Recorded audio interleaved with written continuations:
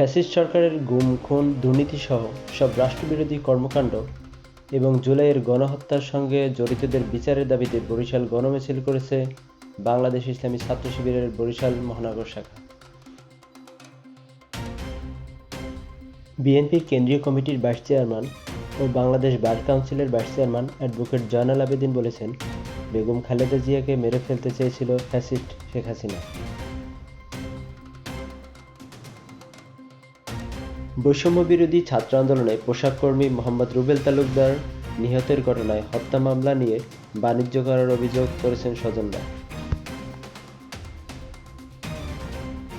পিরোজপুরের নাজিরাপুরে দলীয় শৃঙ্খলা পরিপন্থী কর্মকাণ্ডে জড়িত থাকার অভিযোগে জাতীয়তাবাদী কৃষক দলের নেতা মোহাম্মদ মাজেদুল ইসলাম ডালিমকে বহিষ্কার করা হয়েছে।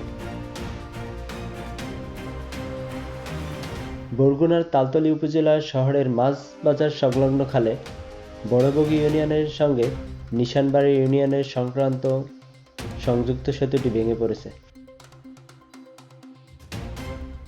পটুয়াখালী 250 শয্যা বিশিষ্ট হাসপাতালের বহির্বিভাগ সরকার নির্ধারিত 10 টাকার টিকিট সিন্ডিকেটের মাধ্যমে 200 টাকায় বিক্রি করা হওয়ার প্রমাণ পাওয়া গেছে।